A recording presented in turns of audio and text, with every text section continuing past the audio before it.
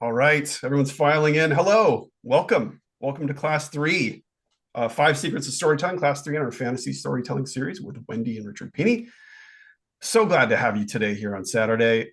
This is the third class and final class in this series, and it's been a blast. We've had such a good time. I've learned so much. I know you guys have too. We've heard a lot from you, from feedback that this has been an amazing series, and we wholeheartedly agree. A few points of order before we begin. Um, we've got the chat is open. We'd love to hear where you're from, and etc. Let's see, everybody, sound off. Yep, Japan. Wait a minute. Ooh. Yep, Japan. We've got Japan. We got Seattle, the Japan of America. We got Maryland, UK, Ohio. This is amazing. Okay, we're all over the world. Excellent. We also want to remind you that the Q&A box is open so that you can submit your questions as we go. Sometimes the chat can get a little lively, as you can see here right now, and we may miss something. So use that Q&A box so that we can see your questions. And if you have a meet and greet ticket, it will take place right here immediately following the workshop. So just stay right here if you've got your meet and greet ticket handy. And ElfQuest Book 4, The First War, releases in just a few days on November 18th. So this is completing the remastered editions of the original Quest from Dark Horse.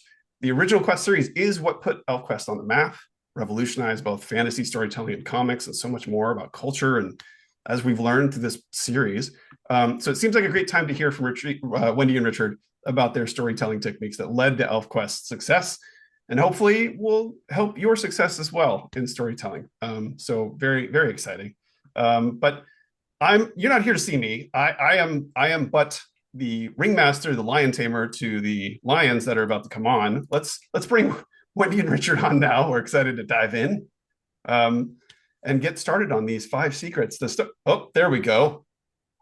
Hello. Hello. Hello. Good to see you guys again. Good to be here. This is the wrap up for 2025. We're excited. Yeah, we've done it. We've done this amazing class series. So I know people are excited. So I don't want to delay. I think we should just dive right in without any. Well, I'm not going to say that word. Without any preamble. What advice do you guys want to give to people out there who have aspirations to be fantasy writers or an artist or creative? I mean, we're here to talk about storytelling. What off the top, off the bat, Well, what would you you're say? starting with the biggest question of all. Yes, I make it the So, hardest so everything else is easy. Yes, have a secure day job, Yeah. mhm. uh, Okay. first of all. Yeah. Um, the only advice I can give is what we tell people who come up to us and say, I want to be a writer, I want to be a comic book creator, I want to be an artist. Whatever it is you want to do, do some of it every single day Mhm. of your life. If Yeah. you want to be a writer, write something every day. Do not try to make it perfect because you Mhm. won't. Just if you have a thought, write it out or type it out and let it go. Because if you try to edit it, you're going to choke it to death. Mhm. Yeah. But you got to do this every day because creativity is a muscle. You have to exercise it every day before you can use it to really lift weights. Last week we gave a talk to students at Marist College, English, a mix of three different English classes, and they were all aspiring writers or screenwriters or poets, um, and amazing, amazing students. Yeah. And afterwards, one of them came up to us and said, "How do you get started?" And at first, I think the question was misunderstood.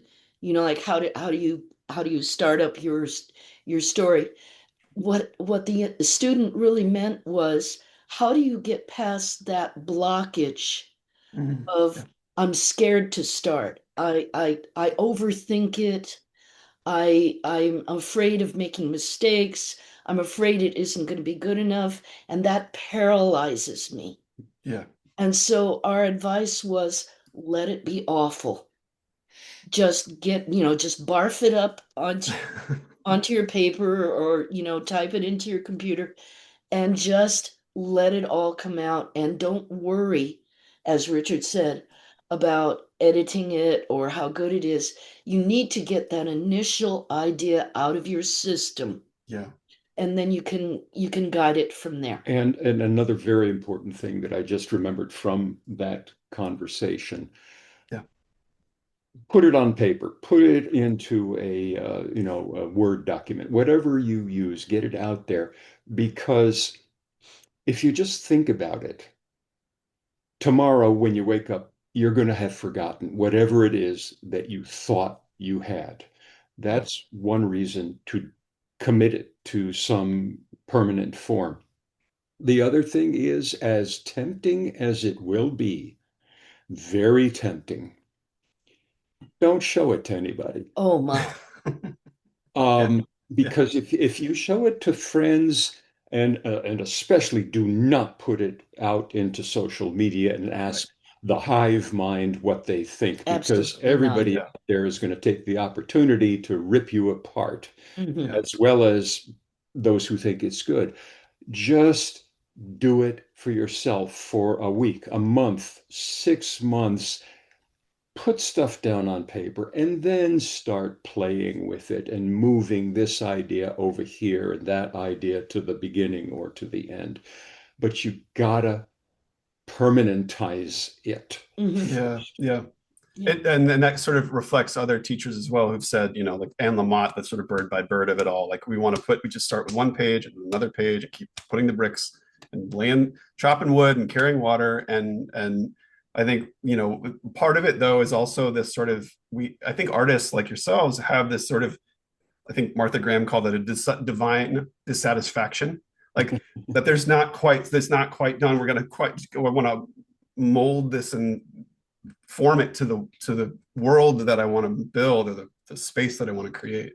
How did you come by that information? Like, were there moments when you felt like you didn't know where to go and you said, you know what, we're going to just do one more page or one more drawing or one more sketch and just see where it went? Or how did you come by this information?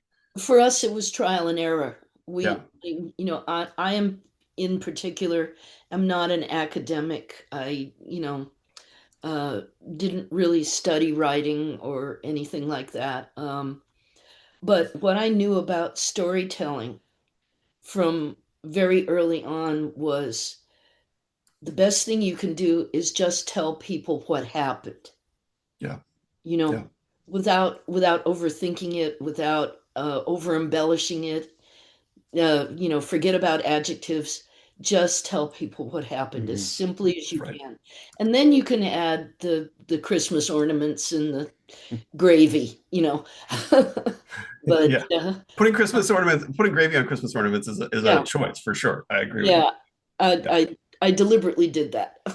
Yeah, we're going to get into these rules too, and that actually follows a couple of the rules that we talk about, because that's again like you're putting ornaments on it, and maybe you add gravy to it. I Yes. think I think we would all be, we would love to hear your perspective. So let's definitely get into the rules, and also if you're in the audience here and want to share a little about what your medium is, or what kind of storytelling you do, it'd be great to hear just an idea of the angle of entry for this as well.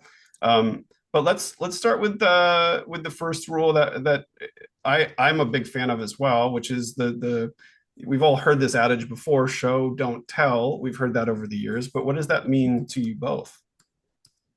It means to be reserved in how you, well, when you're doing a graphic novel, show don't tell is a Yeah. particularly important rule, because if the artwork says it, or if the artwork can say it, do not put it into a caption or into a word balloon as well. Long time ago, that used to be how comic books were written. It Right. used to be that Superman would tell you exactly what he was doing while he was Right. doing it.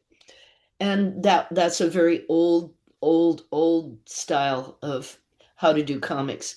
Nowadays, we want to rely on the genius of the artist to show Mm, us facial expressions, what a character might be thinking, without necessarily putting a thought balloon. And right. so it's a challenge to the artist to show the reader what the character is thinking or planning. Um, And if you can show that without putting in a word balloon, it makes the story much more exciting. It's also a measure of, see, if you're a writer, you're going to write words. Right. If you're working with an artist, you want that artist to interpret your words. And if you're working with a good artist, then that artist is going to interpret your words in such a way that you don't need your words to be on the paper. And it's a learned skill. It is something that you have to come to because, as a writer myself, sometimes I love the sound of my own words. Mm. And if it's a text piece, that's great. But comics are a completely different medium.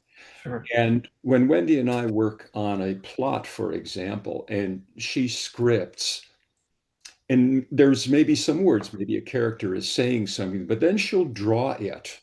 Yeah. And the look on the face of the character says exactly what's going on internally. Hmm. So there's no need for a thought balloon Yeah. for that character. Oh, I'm sad, or Yeah. oh, I wonder what's going on here. It's all in the art. Can I show a panel from ElfQuest to sort of show you what you're talking about here? Because this is a perfect Please. example of that. We were hoping you would. No, let's not. Yeah, I mean, so let's talk about this for a moment. So this whittling moment, the look says everything. Well, Yeah. not only the look, but the whole thing. You've The got whole thing. Cutter moving off panel. You don't even see all of him, which implies motion. But He's, Mhm. fist, notice his fist is clenched. You can Yeah. tell he's that he's tense about something. Lita is facing away. Mhm. Yeah. Nightfall is just, okay, something's going on here. I'm Mhm. not quite sure what it is, but I am going to find out. But there's not a word there. Mhm. Yeah. Yeah, and again, we talked a lot about body language too before when we talked about this the sketching and illustrating process, that the way that sort of she's looking up from being perched down, Yes. again shows there's the sort of the pathology and psychology of the moment. It's really cool. Um, Well, she has glanced up. You can tell that mhm. she was looking down while she was whittling. Yeah, Now she has glanced up. yeah, she's observing. Yeah, and again, this is another one where there's a simplicity to this moment, but it's deeply felt. Well, again, this comes from later, and it's from a moment in the story where two different groups of elves, or maybe there's more than two, Oh no, this is the Sunfolk and the Wolf Riders. okay, meeting, Hmm. and Cutter, this is something Cutter has wanted to happen for a long time. Well, the palace Right. has come to the Sun Village, and this is like the fulfillment of a dream of his. Exactly. Mhm. And a three-panel, wordless, it's so sublime. When a Mhm. character closes their eyes, using open eyes for different facial expressions is very valuable to an artist, but the Yeah. closed eye can also be very valuable in telling the story. Because when a character closes their eyes, they go internal, Mhm. and you can tell that there's a lot going on inside them. So for this sequence of panels, Cutter's very quietly happy about what's going on, and he closes his eyes Yeah. almost to internalize the moment as a memory forever. That's interesting. I heard recently one of the Commodores speak about Marvin Gaye and him learning to whisper as he sang, which made a whole level of intimacy, which is totally different. And in the same way, so much emotion is communicated to the eyes. To Oh, remove that, it's like a whisper. You're like so much more life is happening that we don't really know. We're trying to figure yes. out. That's so true. That's a really good comparison. Yeah, that's interesting. So you're the Marvin Gaye guys of comics. um, so we've got the show don't tell, especially in a medium like this, and it's interesting. We've got a lot of people from a lot of different sort of backgrounds. We've got songwriters, we've got game designers, and comic writers and illustrators. And one person actually said, Mr. Sonara said, bonus points if you get married to your artist. That way just that much more fast tracked in the the process, I guess. Well, Yeah. there are artist writer teams. Yes. There are artists who are also writers.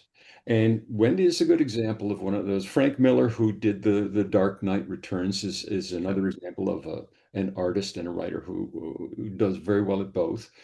Um, Being able to just bounce ideas off of each other the way we have done for all of these years. As I mentioned earlier, if she draws a panel and there's a word balloon, and I think the expression says it all, we'll have a conversation about Yeah. are those words necessary? And maybe there's information in the word balloon that we want to keep, but Sure. we find another way to deliver it. Well, this leads into rule number two, which is, I've always wondered when something is really done. We've talked about it before. Artists can go on, but there's a rule that you've put down: no one to shut up, like, which is a Yeah. very eloquently said, like, right to the point. Tell me about that. Like, how do we get out of writing ourselves or rewriting ourselves into the ground and keeping that spark? That's the thing, you've described it, overthinking Yeah, is a leads to a lot of blockage for a lot of artists and yeah, writers. Uh, even just in ordinary conversations, there are some people who love to explain themselves ad infinitum, as yeah, if the more they explain, the clearer they expect themselves to be. And it's just the opposite. If you go on and on and on explaining, the person you're talking to is just going to lose sight of what you were trying to say in the first place. And it's yeah, the same in telling a story.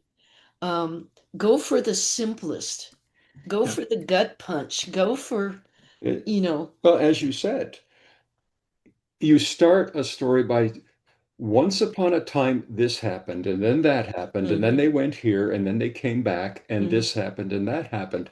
And all of the what we like to call spinach. And that's a term that comes from art because sometimes if you're drawing something and you don't shut up and you keep putting in more detail and more detail, we call that I spinach. think now we can call it gravy and Christmas ornaments. No, gravy and Christmas ornaments are fun. Spinach is just spinach. spinach is Anyway, spinach. Yeah, I agree. I um, agree. but this all of what we're talking about here is an evolutionary process. If you want to be an artist, a writer, whatever, you're going to keep on learning just as you keep on drawing or writing something every day. Yeah, If you are drawing something every day, you are going to inevitably learn anatomy. You're going to learn perspective. You're going to learn light and Hmm. shadow.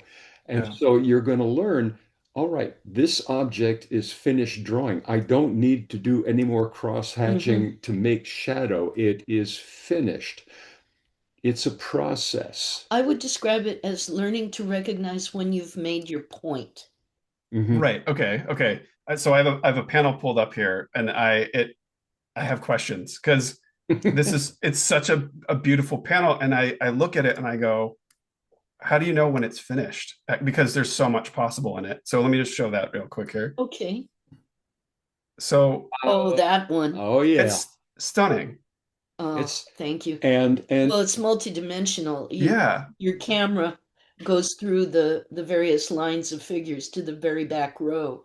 and yeah, on first glance, it might appear that this is contradictory to know when to shut up because it's a very complex bunch of lines and colors and everything else, but But every single one is is necessary. well, yeah. yes, And part of knowing when to shut up is you can definitely have figures that go off panel.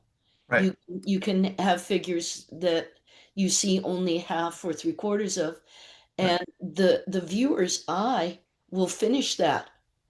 The yeah. viewer will know what the rest of it looks like automatically if the Well, drawing is consistent.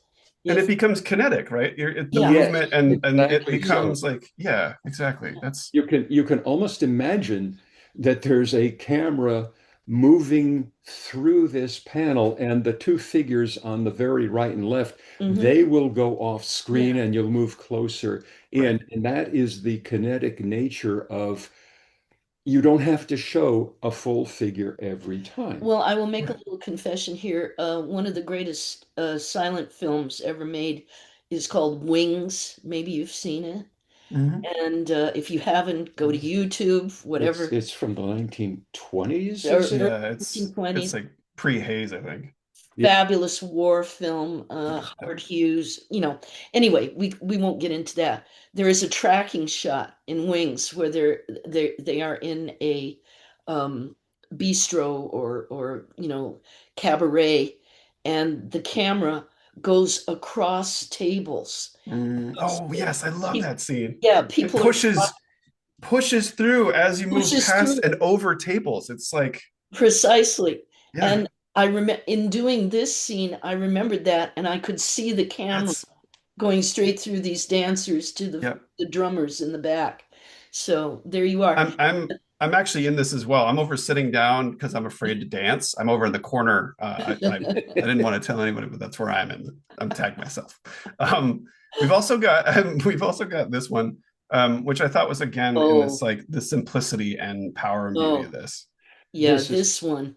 well, now, if you're familiar with this scene from Final Quest, you will know that there are words in there, and they are very necessary words, but they are very few as well. Mhm. But the artwork, we took the words out for the purpose of this demonstration, Right. and the animation between the two characters is simple and yet very expressive. It's all in silhouette, Oh, yeah, the page almost works without the dialogue. and there's no need for any more action, for Mm-hmm. any lighting, Mm-hmm. for any, foreground shrubbery or Mm-hmm. anything. It is No, perfect little what pantomime? Yeah, I think pantomime is a really is good that term. right?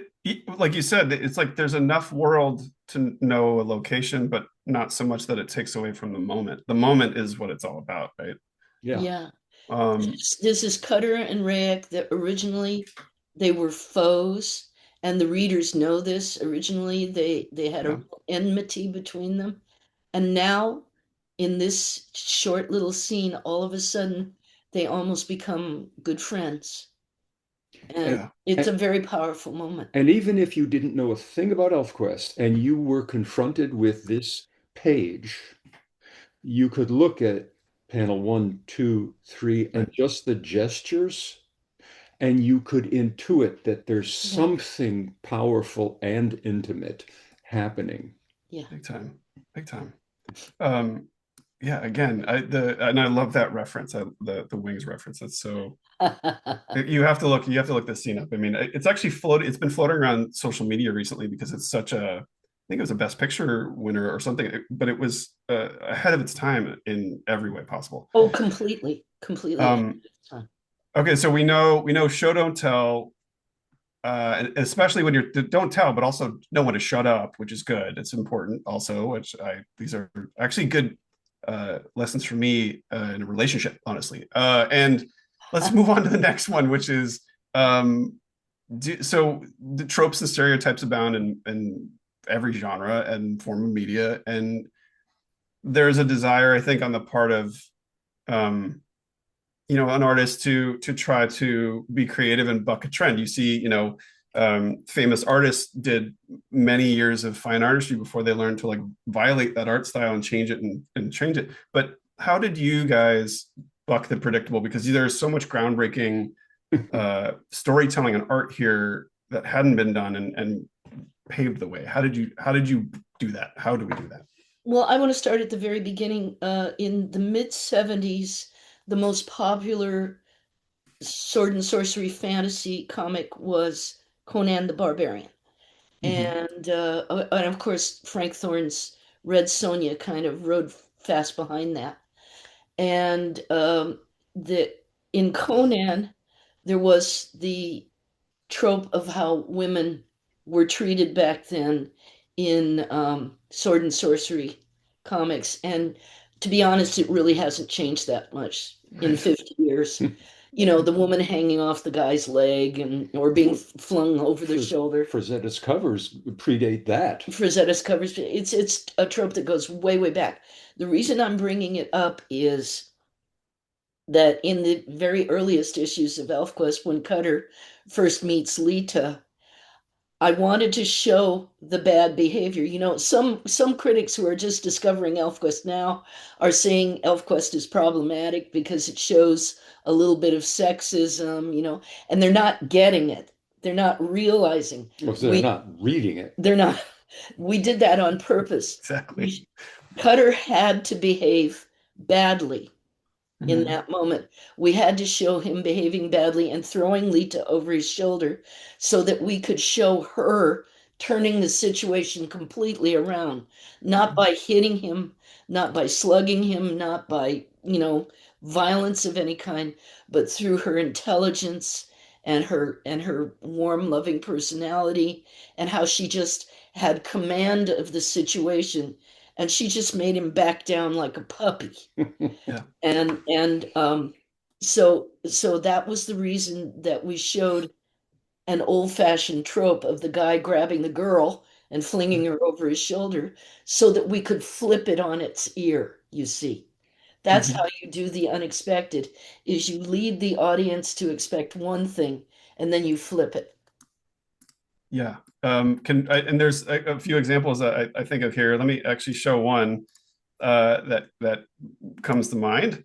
Um, there's a bit of a flip Oh, that's happening here. But this is a really advanced, this has been unexpected an kind advanced, of thing because unexpected. Yeah. in this sequence within Final Quest, we Cutter, of course, and the reader learn at the same time that these two characters who have been around essentially from the beginning, Cutter, who is the chief of the Wolf Riders, and Temain, who is the last remaining High One who Mhm. originally came from that planet, are actually one soul Yeah. in two bodies. It's called a double drop. And nobody, I guarantee, saw that coming, No. including Cutter. Except that we planted clues. You see, here's the thing. If you're going to do something to surprise the audience, Yeah. if you're going to give them a what the moment, you have to lay the trap. You have to plant little clues. And we really did plant little clues all through the story about Cutter and Tamain's relationship and Right. how close they were. He couldn't, because of who he is and what he is, he couldn't see beyond a certain point until it was just revealed to him in a way he really couldn't handle. But Right. Tamain knew it was the right time for him to know, and she took a big chance doing it, but it was time that he had to know. And when many of our readers saw this, a few didn't get it. A few were like, "Wait a minute, I don't get this." But a lot of our fans were like, "Oh, that explains a lot," Yeah. because we had planted little seeds up to that point. Okay. Okay. So yeah. So we're talking about. I mean, the sort of damsel moments and things like that. We've also got unexpected relationships happening. Your relationship is a very, very integral part of ElfQuest. There are all sorts of relationships that have been developed. And the first one was essentially Cutter and Lita. And as Wendy pointed out, it started out as a typical trope of, oh, big, strong guy, weak female. And she turned that right around on him. Mhm. Um, and over the years, of course, ElfQuest has delved into different kinds of relationships, Oh, and some yeah. of them, oh yeah, that uh, we were hoping for that. We could see that one coming. But Well, this is too. having This is Two Edge. This is Two Edge, who is a half elf, half troll. And he had this huge crush on Rayek's daughter Venka. And so the readers were used to seeing him as this lovelorn loser who couldn't get the girl. And so, totally unexpected, out of the blue, Audrey comes on to him. And that was, And the expression on his face says it all. And you'll note there are no words in that panel because you don't need any words to read the expression on his face. It's like, what just happened? And it goes Yeah. from there. I'm gonna get lucky. Yeah. Relatable. Yeah, I don't it's beautiful when the unexpected happens too, because it shows you, first of all, it shows your command of story, and it shows your command of the world that you've built, and it shows your command over understanding that life is not a linear process, and that we get to the fun of all of this is the unexpected. If we knew it was going to happen all the time, if we did the same thing every day, we might lose our minds. And we wouldn't have a game to play. We wouldn't have something to achieve or go for, or dopamine addiction. You know what I mean? We wouldn't go for life in the same way, you know? Also, because we're telling our own story here with this event, and we've got a lovely group of people here, and we like the unexpected. Do you want to share anything unexpected that you might have in your hands right now that there's nothing in your hands. Okay. I was wrong. Hands. However, you did say unexpected. And goodness. Good stuff. Oh man, what do you got? We love it when we get the chance to do this. And we've been doing it for years, and we're going to do it again because in just a few months, very few months, you're going to get to see what? This is the big honkin' brick-sized hardcover edition coming from Dark Horse of the complete Final Quest in glorious color, every single page. Oh my goodness. How many hundreds of them people have been wanting? It's huge. To be collected. Huge. Yes, it is. I'm going to have to reinforce my shelves, guys. This is massive. Yeah. Look how beautiful. Look at the spine on that thing. Incredible. And we just got this literally a couple of hours ago. Wow. And we just lost our stuff. And but every time a new book comes in, we love to tease the readers by showing the physical thing. It's no longer just an announcement. It's no longer just a concept. It is a reality. And come February, which is ElfQuest's anniversary month next year, this is going to be available. So now you know it is real.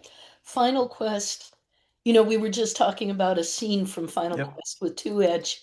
Final Quest is our finest hour. It is the culmination of the huge story arc of Cutter's life, and it just has everything, including incredible work by Sonny Strait, who assisted me on the art and color, and you know, we each gave 2,000% to this, and this is the result. Beautiful. As an extra bonus, you can use it to do weight workouts. Got to keep that bone density up for me. That's what I'm gonna. Yep, I can read and lift. Or it'll make a heck of a doorstop. No, stop. It's gonna. I will have to get some new shelves. I have to get some stronger, sturdier shelves in here. I actually wanted to ask the audience while we have a moment, because we're talking about the unexpected.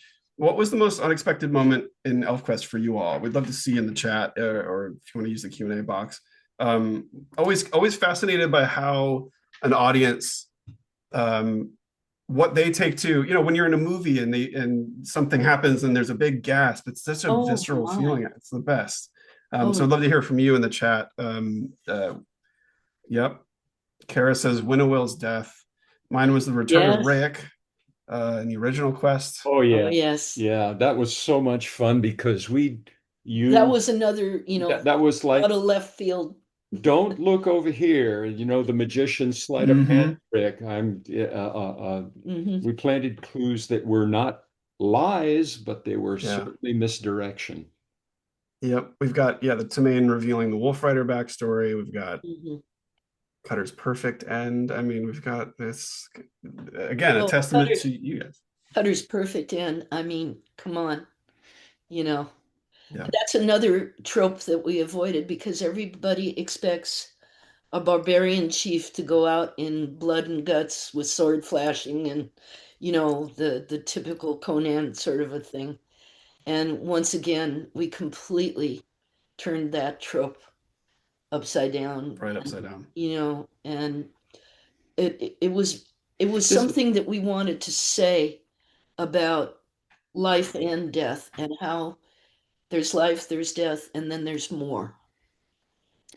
also, it illustrates a gripe. You mentioned earlier that some reviewers of ElfQuest, they don't read the whole thing, and so Hmm. they make a judgment based on very, very partial understanding Yeah, of the story. yeah. And there's so many turnarounds and reveals and switchbacks Hmm. after the original quest Yes. that it just drives us up a wall when somebody says, "Oh, I read the whole thing." No, you read the original quest because there's another 500% more afterward. Yeah, Yep. Yep. So you got to read it, and then you are qualified to pass judgment. yeah.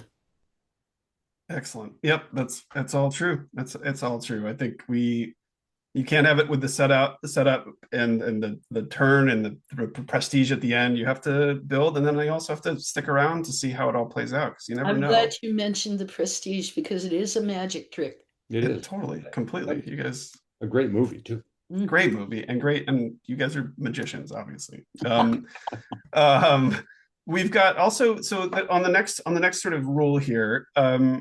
ElfQuest has you've done an incredible job of setting up the dynamics between the heroes and sort of villains. Hmm. It raises the stakes, and you've created very I don't want to say humanized because that brings it into our context, relatable, where people have their objectives, but Hmm.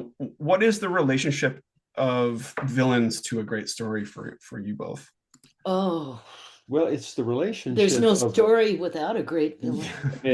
it's not the relationship of the villain to the story, it's the relationship of the villain to the hero, protagonist, Protagonist, yeah. whatever. Yeah. Because I mean, you've said this many, many times. A good villain, the villain and the hero, they want exactly the same thing. Well, not exactly. Well, The hero and the villain, the best villains want the same thing as the hero wants. Yeah. It's just how they go about it that Yes. makes them villains. Yeah. Winnowill wants the same thing Cutter wants. Winnowill wants to protect her people. She wants to take them in their pure form back home. She wants to leave the world of Two Moons and just forget all about all the mistakes that were made there and to take all the elves back to the Star Home. That's her big wish. Well, that's basically what Cutter wants. He wants a safe place for all his united people to live. And it's just she went about it in a very cruel and controlling way. And that makes her a really good villain. That's brilliantly said. It's better said than I heard something recently about heroes that mirrors this in a way that also is specific, maybe more to superheroes, but I think people in general. But something bad happens, and a hero wants it to prevent it from ever happening again, and a villain wants everyone to feel the pain that they felt. And so there's also this sort of projection of like either self-interest or self-defense or pain sort of being generationally passed down through these things too. And we see this within, and especially in sort of tribal societies, the need to protect the space that you have or the culture that you Yes, have. There's it's such a universal truth, I think, that you're yes. unpacking. well, that's why Winnowill, who her people have isolated themselves because they want to remain pure. And whatever trials and pains that she has experienced have shaped, okay, I, I only want the pure-blooded to come with me to go back Right. to the star home. Cutter, on the other hand, is the product of generations of learning to adapt, of learning to live in the world. He Inclusivity. inclusivity. Inclusivity, He diversity. just wants a safe haven, not just for himself. He wants all else. Look, it And all even, boils down to going home. They both want to go home. yeah, Right. but the Right. definition of home and how they Hmm. approach Yeah. getting there is different. Yeah. Yep. Yep. And we have a couple of panels too, of some classic moments here. So I want to Mm. pull up one. Oh, yeah. Well, there's, of course, there she is. There Yeah. she is. Now, this is an interesting sort of shadowing. In this case, Lita is the hero here. Right. She is a healer whose energy is directed in a positive direction. She is a positive healer, Right. and her healing is for growth and restoration and creating peace. Winnowill is all about chaos and pain and destruction. So, Yeah. so we have a really dynamic of opposites here. Winnowill is a healer whose powers have turned in on themselves. And so now she can only really cause pain, whereas Lita's powers are as they are meant to be used Right. for restoration and healing. Yeah, and heroes and villains don't just have to be binary like that, because Right. you can look at, all right, Cutter and Hmm. Winnowill Right. are a binary hero and villain. Lita and Winnowill, you can look at as another Cutter and Lita together versus Oh yeah, Winnowill. Cutter and Lita together can defeat. So Yeah. yeah. Yeah. I mean, listen, do have I wanted to blast people like Winnowill? Sure. Yeah. Yeah. I mean, come on. Yeah. Hasn't Um, everybody? I Oh, mean, Oh yeah, yeah. Now right. we have other villains. And here's another case of the villain wanting the same thing the hero wants. So Right. the palace has been shattered, and this is the scroll of colors, Scroll of colors, yeah. which the tyrant Gromel Jun, who is a human, has purloined. He has purloined all the scattered pieces of the palace, and he has reconstructed them in his own fashion in his palace, and he's got the scroll of colors, and he doesn't really know how to operate it. He just knows it's something he wants. well, he knows that it's something magical. He knows that it's something even more magical than all of the pieces of the palace that he had all of his people gather up so that he could recreate the thing.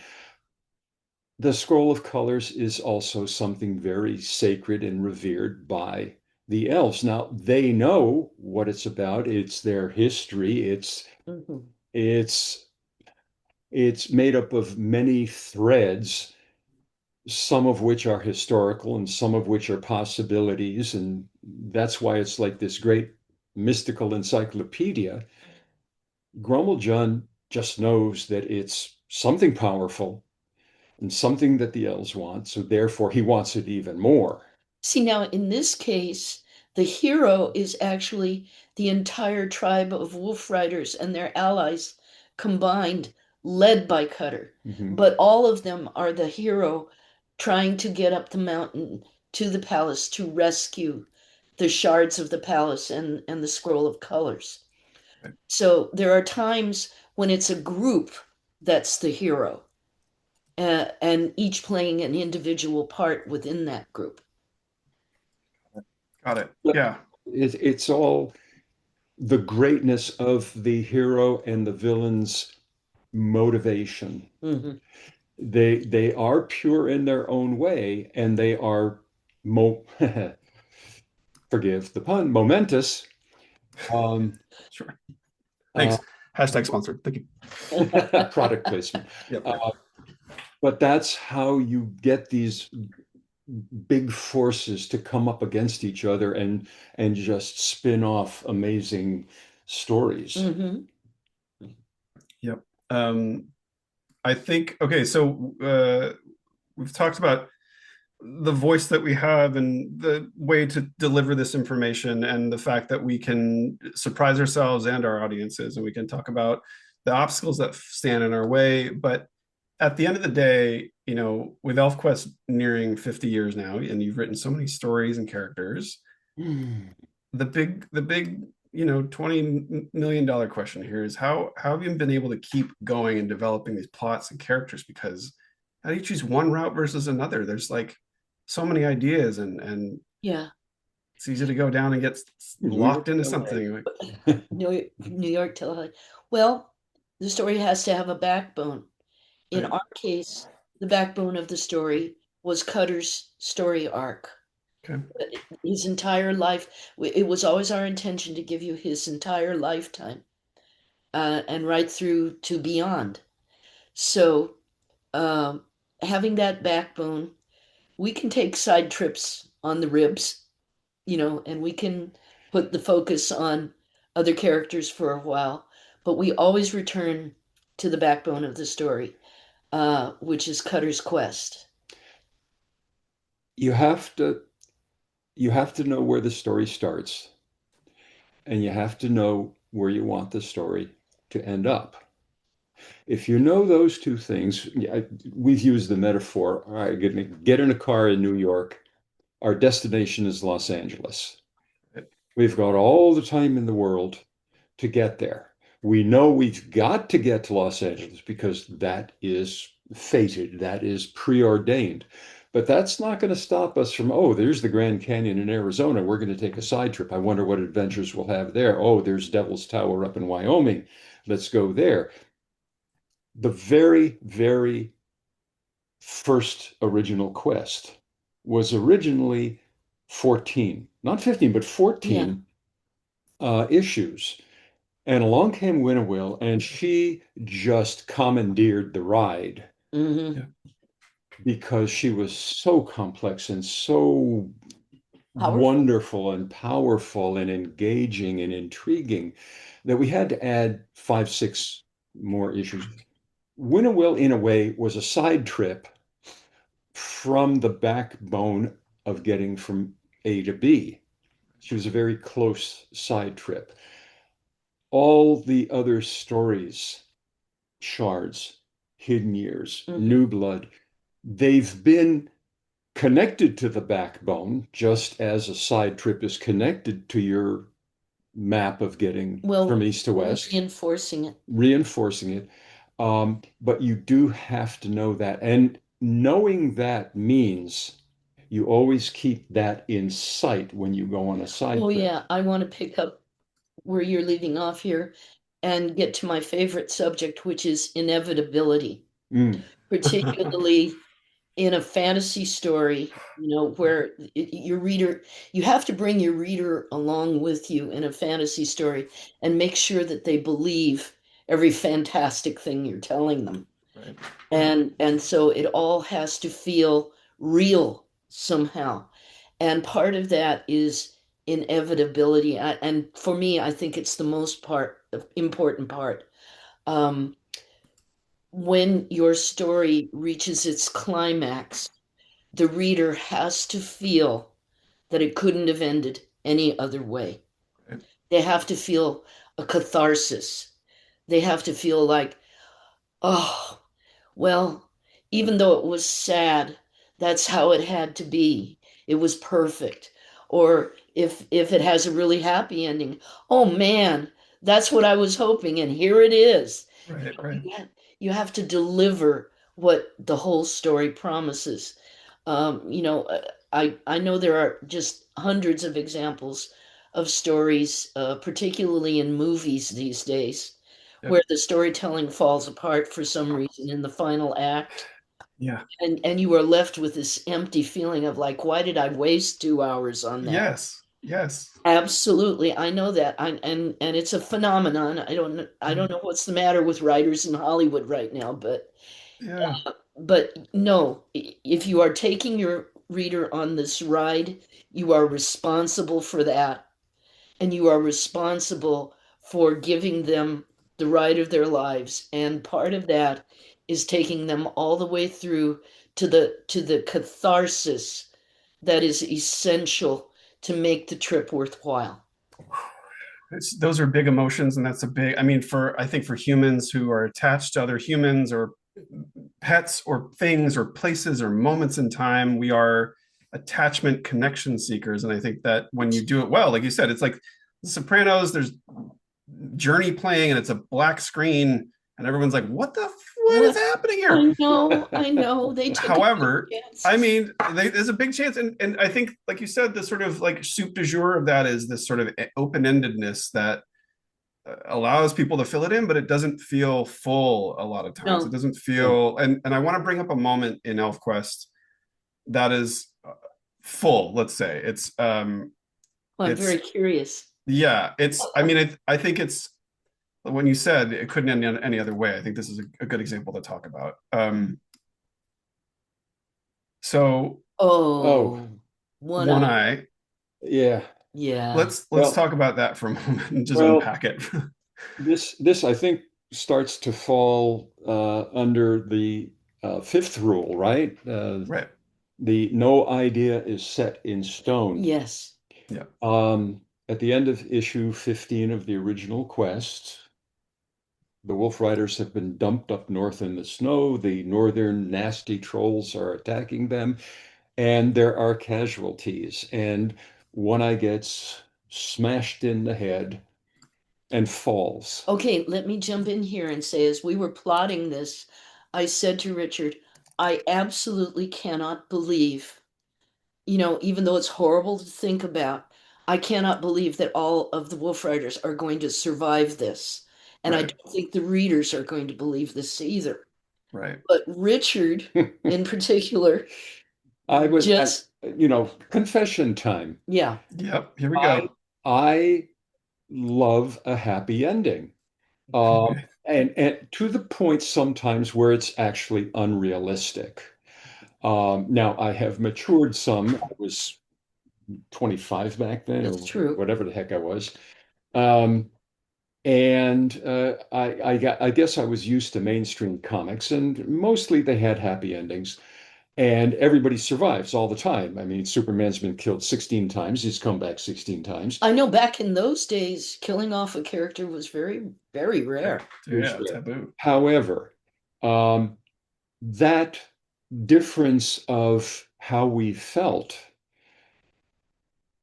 led to a compromise. Hmm. The compromise was, all right, he's on the brink of death Hmm. and he gets wrapped up in wrap stuff, which, as we learned, stops time inside of the Hmm. cocoon. Yeah. And that compromise, even though you kicking and screaming, Because it was horrible. It's It's- horrible. he's on the brink of death and he can't Yeah. die. uh, It's horrible. but the thing is, it led to It led an to, incredibly emotional, which was the second half of the Yeah. emotional, I will call it a reunion hmm between his spirit and Clearbrook, and yes. that catharsis, that inevitability that you were Hmm. talking about, Yeah. that he gets to make the choice to go. Absolutely. He didn't Yeah. just die on Yeah. the battlefield, his life suddenly taken. There was that opportunity for farewell between him and Clearbrook, which made Right. it all right somehow. And he wouldn't have had that opportunity if we had done it my way originally. But also the dialectical side of that, of you two coming together to have those two perspectives, which is I think what every human has in them. There's like two sides of wanting something to stay the way it is and wanting to move forward, wanting to release someone from their pain or wanting to caretake them and get them through it. Those are huge universal spiritual aspects of us. Absolutely. And Well, you both duped it out. That's great. it's That's great. it informs a lot of how we approach the storytelling Yeah. of ElfQuest, because we've been together a long, long time, but we Yeah. still do not see everything the same way. Mm. Yeah. What is the phrase? Same wine, different cups. Same wine, different cups. And By the way, this is, if you've noticed me drinking, this isn't wine, this is ginger ale.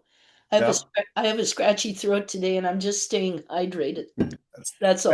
if you fill your glass that much with wine, I'm not going to say anything about it. Oh no, sometimes this is wine, Yeah. but Okay. not All right. always. But yeah. But the idea that you get bonked on the head mortally, Hmm. and thus you must die, Yeah. that's not set in stone. No, Right. And no, it speaks to the magic of the elves' lives Mhm. that makes them different from humans. yeah, Yeah. and this rule is related to the rule about tropes. She loves to take a trope that's been around forever and then just turn it and flip it 180 degrees. Tropes are not set in stone. Mm. You might think they are because everybody is doing them these days, but they're not. And if you take a trope as you do and just say, all right, let's twist this over here. Oh my God, didn't see that coming. Oh, I know. This is why everybody was so disappointed at the end of Game of Thrones, because Yeah. the writers who took over just went for the trope. Yeah. And can't we all just get along? And nobody bought that after Nobody bought it. everything that had been set up for No. 8 freaking years. Yeah. You know, the people had been on this ride, Yeah. and they got so let down. It was just, oh, I I I know. could I go felt on the for same. hours about Yeah. it. You have to know where to begin. You have Yeah, to know where to end. yeah, Well, also you have to know your own story. I think like some of those yeah. powerful TV and film recently, like there was a WandaVision, for example. It was an amazing unpacking of grief. It was this woman who lost her partner and had so much power in her in terms of witchcraft and magic that she created an entire world to continue to exist with him, and not being able to let him go kept that ghost alive in living color through her magic. And we were like, what is going on here? And like you're talking about, I mean, with your characters too. And it's not like, Star Wars is starting to diverge into this place where it's like, well, the Emperor's back, and like Oh that's yeah. that's much different than you never know what will Okay, happen. but You never. I want to go back to WandaVision. I'm so glad you Yeah. brought it up, because I'm going to mention a name that's going to make you go, "What?" Yeah. Roseanne Barr. What? Yep.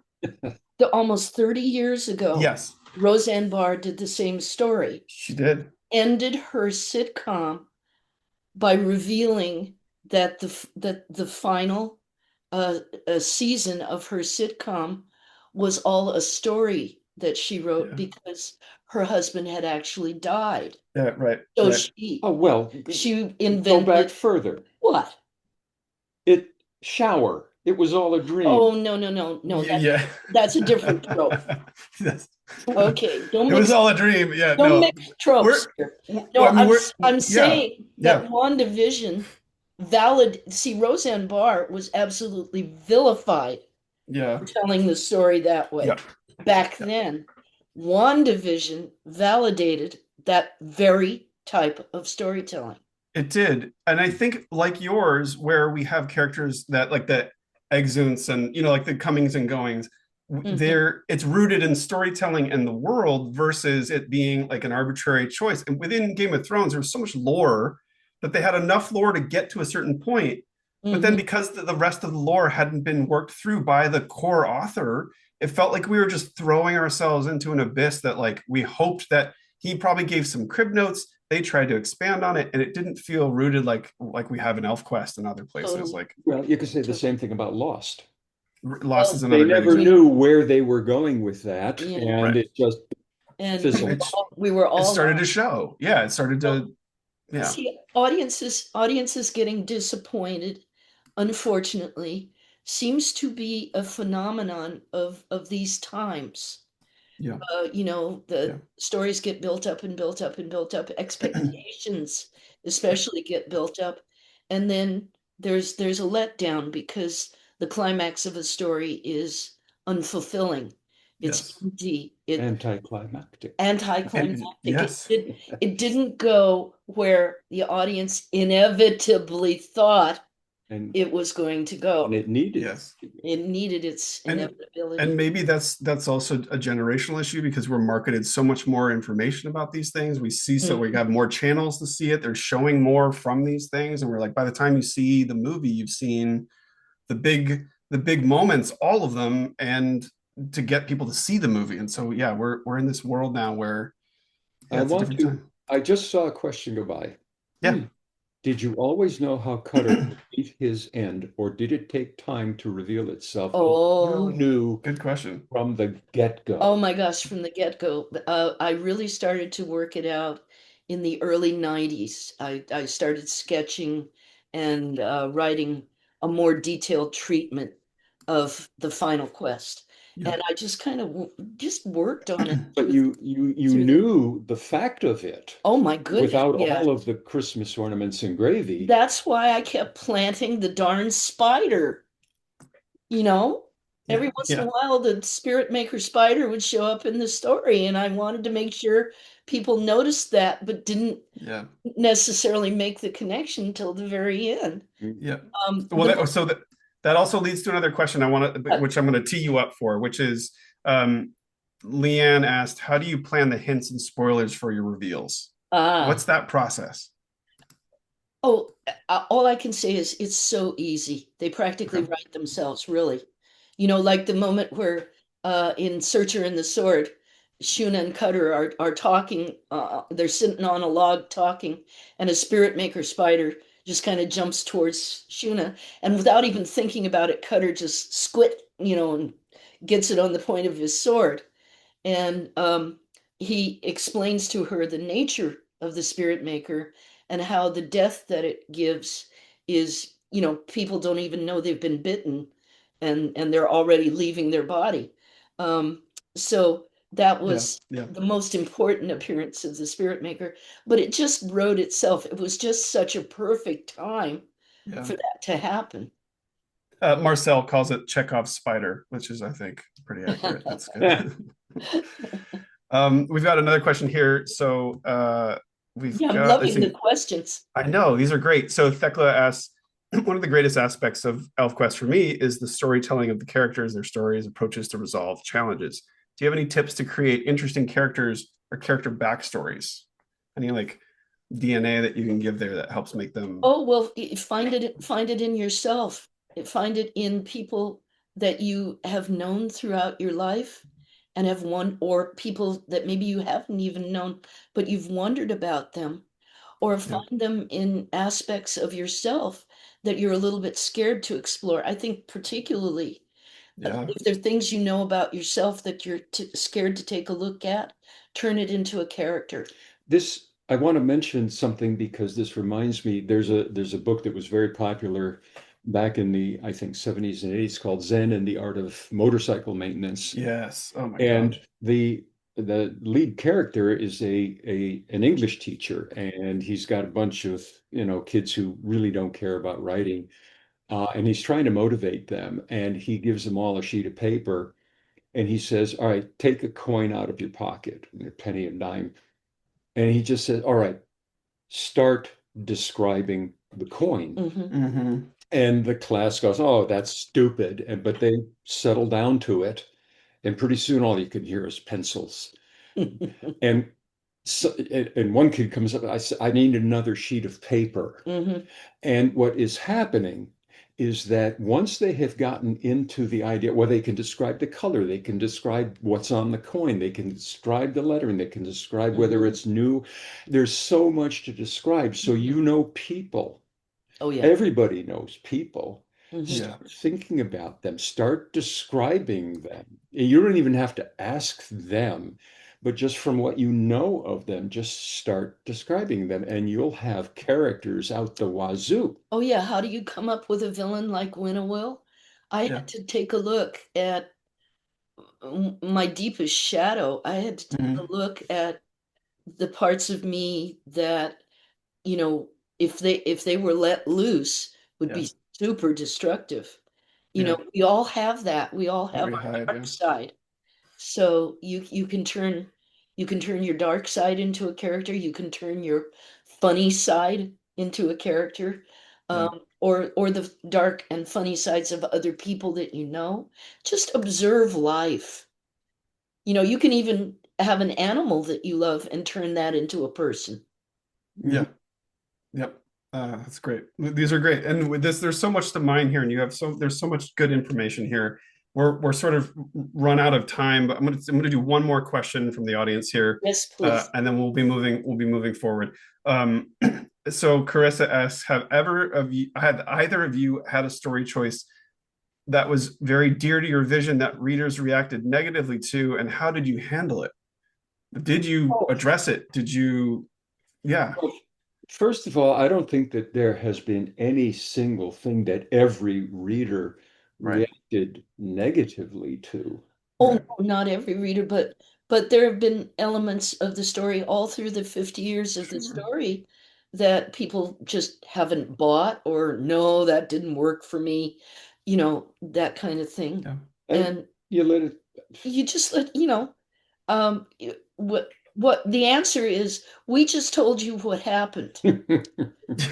Or, This is what happened. You're and, just reporting, you know? You you make and, of it what you will. and Yeah. Yeah. Yeah. as the song goes, you can't please everyone, so you got to please Great. Please yourself. yourself.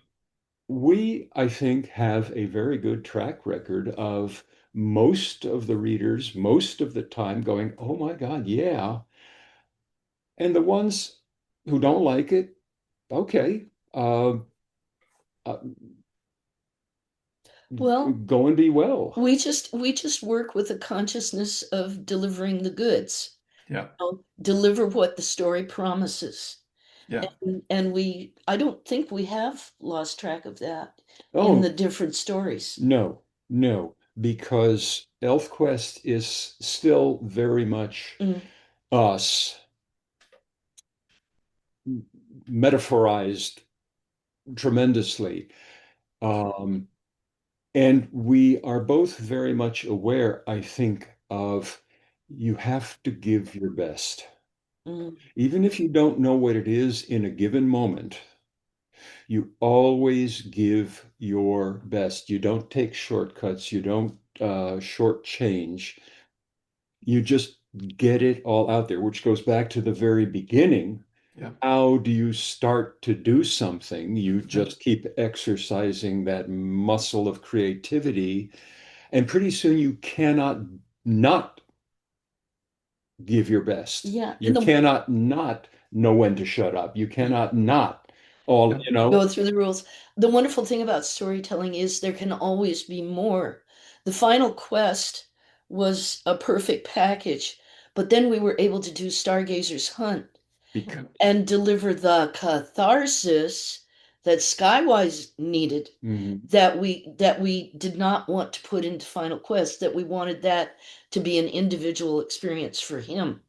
Yeah. Because even at the perfect end of Final Quest, not all of Skywise's questions had been answered, Right. and he needed closure, if He you needed will. closure. Every character needs some sort of closure, Hmm. and that's what keeps us going. Well, the good news is it just seems to just keep going because it's a great story. And when you have something that's superlative like that, we can see it. It's obviously work, and it's obviously, a tremendous amount to keep it up. But like this, and actually we have a big announcement coming at the end of this too. So stick around because we have another little thing to reveal here. But there's so much fodder and so much to say. And so these 3-4 sessions we've done, I feel like we've barely touched the surface of all of this. Like I there's know so this much hour more. went by so fast. Again.